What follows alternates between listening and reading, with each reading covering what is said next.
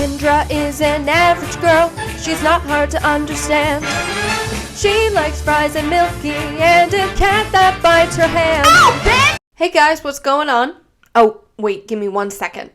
I wish I was visible! Imagine you're 11 years old again. You're cleaning the windows in the living room because it's Saturday, and Saturday is the day you're supposed to do your chores. When all of a sudden, your favorite cartoon comes on, The Fairly Odd Parents. But that's not even the best part, because it's a 3-part episode. The Fairly Odd Parents and Abracatastrophe. This was one of my favorite shows growing up. Every day I would Naruto run home from school and watched hours upon hours of Nickelodeon cartoons. My favorites being The Fairly Odd Parents and SpongeBob SquarePants, both of which I was not allowed to watch, both of which I watched constantly. What a badass! They recently put The Fairly Odd Parents on Netflix, and I have been binging that shit. There were so many jokes that just went over my head as a child. So watching them now makes me feel whole again, you know? Like I'm a little kid with no anxieties. Except for 2012. Everyone was anxious about 2012. Timmy is an average kid that no one understands. Really Juice, rubber goose, green rose, guava juice, giant steak, big birthday cake, large rice, chocolate shake! We start with Timmy dreaming that he is in a bunch of blockbuster films like Star Wars. I am your father. Your godfather! And Spider-Man, Jurassic Park. Cosmo and Wanda, who are his fairy godparents, are chasing him around trying to kill him because they're the bad guys in the movie, while demanding, Tell me your secret, Timmy Turner!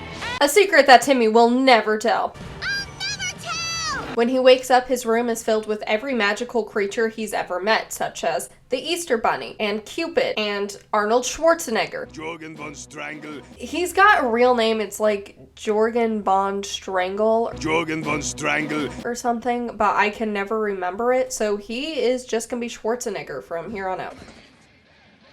Jorgen von Strangle.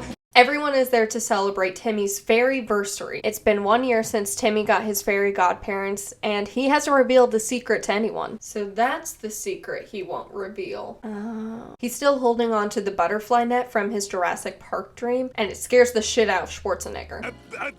We find out that the reason he's scared of the butterfly net is because it's the only thing that can actually capture a fairy. That's important to know for later. To lighten the mood, Fairy Cowlick sings a catchy tune about making wishes. Mr. Barry Cowlick Jr.! Then just listen up good. What? What are they selling? At this point I was very excited because I thought it was going to be a musical, but it was not. They ask you how you are, you just have to say that you're fine when you're not really fine. There's something in my eye here. You better stop! I think I got it. Alright. So Timmy gets a bunch of magical stuff from his guests, like Santa's magic bag, a magic mirror from that one fairy who's obsessed with himself, a funny pair of glasses that changes your appearance, and best of them all, a magical muffin that grants any rule-free wish. It cuts to Timmy's teacher, Mr. Crocker, who is sitting in his van trying to hunt for fairies. All of his magic sensors are going off that there is magic happening near Timmy Turner's house, his student. So he disguises his van as an ice cream truck, but then a bunch of kids start lining up for ice cream, so he can't go anywhere. New World Order! Can I have a coconut swirly? Okay, after the party, all the guests have left. Timmy and his fairies are feeling sentimental, so they start talking about how Timmy came to have fairy godparents. And Wanda does a fun little flashback scene. And it's only supposed to be 2 years prior, but the parents both have mullets. It must have come out in like 2004 or so. So it would have been 2002. Just to sum it up real quick, Timmy's dad was obsessed with recording every second of his son's life, so he didn't miss anything. But the mom just wants an evening away. As a goof, Timmy's dad tells him that they are leaving the country and going to feed the starving children of the world. It's a weird joke. We'll travel to parts unknown, deliver this food to those children, and videotape them eating it. Obviously, the 8-year-old child is upset. His parents went from breathing down his neck to complete child abandonment within 3 seconds. Yeah, that would be a little upsetting to a child. So Timmy calls a babysitter, but his dad is hesitant to leave his child until Vicky promises to record everything until they get back. I don't think I have to tell you that Vicky is really evil. Hey Vicky, you're so icky. But because Vicky is so evil, Timmy got fairy godparents out of the deal. Back to the present, Timmy is pretty upset that his parents lied to him, and he mumbles to himself, Man, I wish they didn't lie to me. and his fairy godparents did what fairy godparents do best, grant wishes. And his parents can't lie to him anymore. They literally just copied the entire plot of Liar Liar starring Jim Carrey. I wish that for only one day Dad couldn't tell a lie.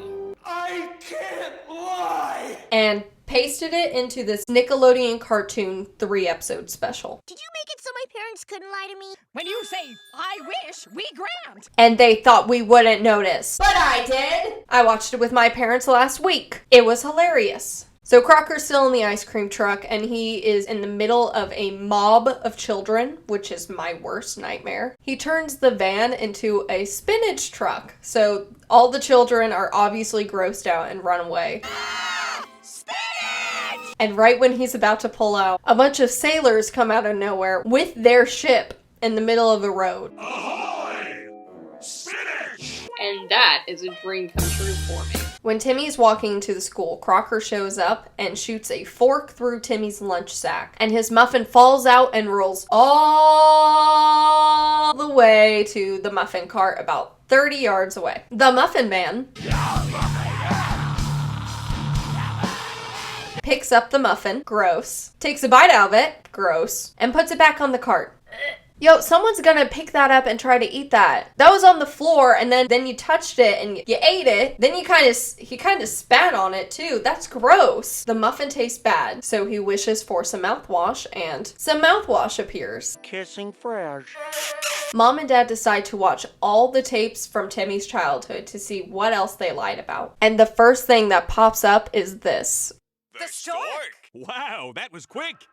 You can't tell me that joke is aimed at kids. Me, when I was a kid, I can't whistle. My 6th grade band teacher told me that I couldn't play the flute because I had the wrong mouth shape, and she could tell because I couldn't whistle. Who's laughing now? Me! So do you remember at school how every school had their own like special meal day? Like in my high school, it was spicy chicken patty day. Everyone lost their shit on spicy chicken patty day. I was never a fan. Sounds like a lot. Too spicy. But Timmy's school went insane for Muffin Monday! I thought it was Monkey Monday. Why would that be a thing? Why would it be Monkey Monday, AJ? What am I supposed to do with this? Muffler Monday? That is hilarious. So it's lunchtime, and Timmy and Crocker are both on a race to get to the muffin first. It looks like Crocker is gonna beat Timmy when he gets the idea of having a food fight. And he lets Bippy the monkey out of his cage. I don't know why. It seems like a bad idea to let a wild animal loose into a school cafeteria with a bunch of rowdy children going insane. But okay. So Timmy is tasting the muffins and Crocker is scanning the muffins to find the magical muffin. Both are in a big rush to find this magical muffin. But what I don't get, the muffin is purple and sparkly with yellow stars all over it. The rest of the muffins just, they look like muffins. So why are they tasting and scanning when they could just use their eyes? Which muffin does not belong? Another amazing show featuring a monkey. Speaking of monkeys, Bippy finds the magic muffin and he makes a wish! And that's the end of Abracatastrophe, part 1. On to part 2. Bippy ate the muffin and wished for the entire world to be run by apes instead of humans. Surprisingly, things aren't super different. Timmy still lives with his parents. Timmy, the school vine is here. They still go to school. The Eiffel Tower is still a banana. Business as usual. So Schwarzenegger calls a meeting to go over the rules. The rules clearly state fairy godparents have to be assigned to children of the dominant species on Earth. And now that is monkeys. At school, Crocker's doing his usual bit about fairy godparents, but this time he's saying that monkeys have the fairy godparents. Here we go with the apes have fairies theory again. So he one day will go to the forbidden city of the chimps and steal a fairy godparent, but then a bunch of gorillas come in and take him away. Timmy breaks into Crocker's fairy hunting lab and steals a bunch of fairy tracking stuff. Which, side note, teachers are severely underpaid. How the hell is he affording all this? This is like military grade fairy hunting shit, if that existed. Who's buying this shit? Also, who's inventing this shit? Is there a market for fairy catching gadgets that I don't know of? Where could I get these gadgets? Probably Etsy. The fairy tracker leads Timmy to Chimpsdale, where he sees Bippy with Cosmo and Wanda! And holy shit, there's the magic muffin! Go! Get it! Run!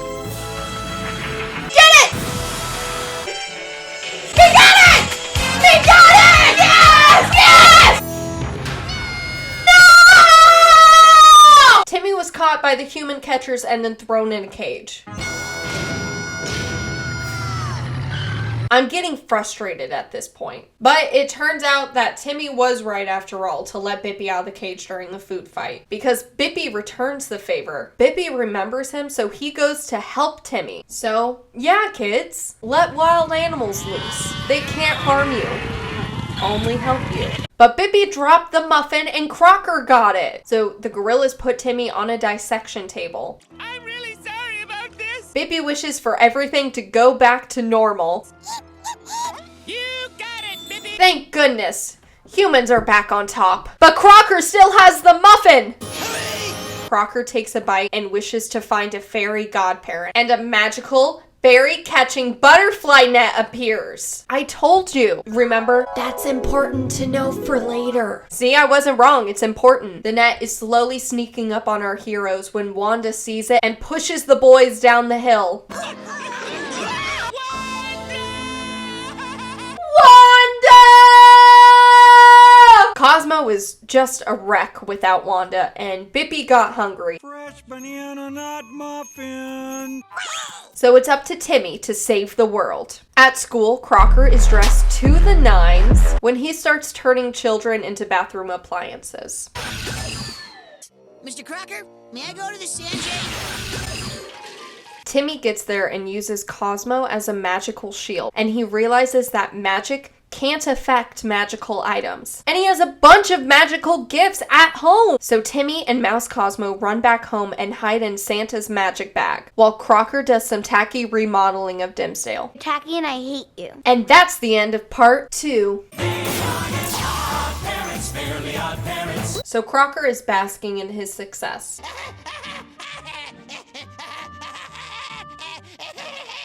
Look at the time. It's bow down o'clock. It's time to bow down before our Lord and Master, Mr. Crocker.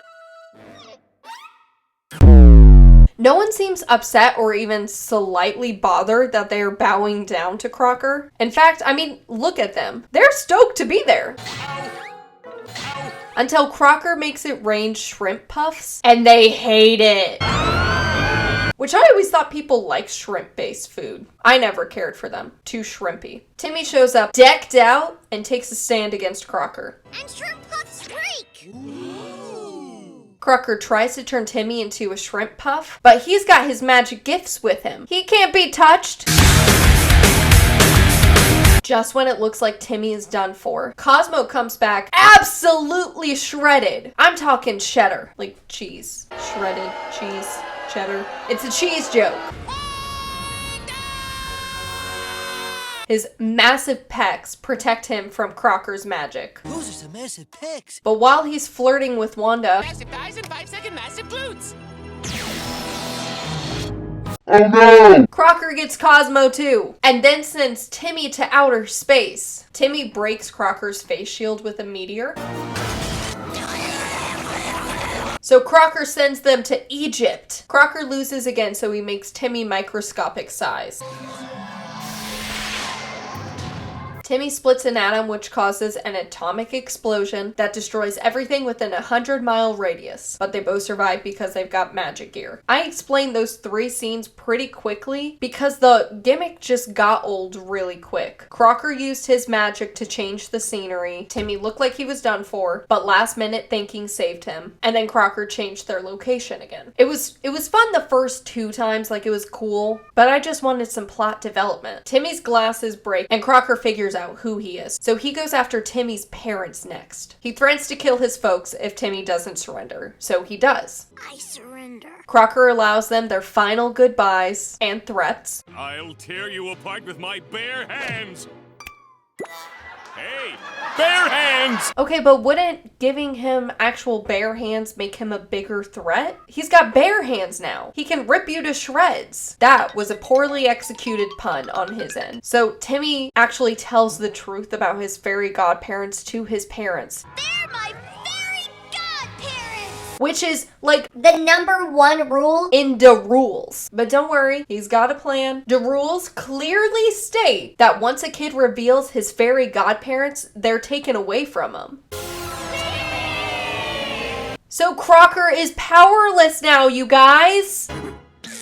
Oh shit! I'll claw out his eyes! I told you! I called it, didn't I? You heard me. I called it. So while he's getting his ass beaten, Crocker drops the muffin, Timmy picks it up, takes a bite, and projectile vomits his wish. I wish Cosmo and Wanda were my godparents again! Wanda and Cosmo come back and he wishes for everything to go back to normal. Timmy and his godparents are reunited. Crocker is in an insane asylum. And Bippy has a bunch of muffins. That's all I was concerned about. Bippy's happiness. So my final thoughts on this are kind of all over the place. On one hand, was I thoroughly entertained? Yes. Rewatching anything from your childhood is always euphoric. It reminds you of when things were easy and all you had to do was go to school and watch cartoons. But I do have a few notes. First of all, I think the B plot, Timmy's parents lying to him, didn't really tie in well with the rest of the plot, the magic muffin. I get the overall message of the special was that lying is wrong and you should always strive to tell the truth. But the way they introduced the parents lying with that we're leaving, no we're not thing, just to make Timmy cry so they could record it, it seems a little halfway done to me. It doesn't make a whole lot of sense, but it's also for children. Children are dumb. Now, I wish that you'll like this video and subscribe to my channel. Do it. Did you do it? I wished it. Come on. Like and subscribe. I wish I was invisible! Primates, fairly odd primates, bananas, bananas, bananas, bananas, bananas, bananas, bananas.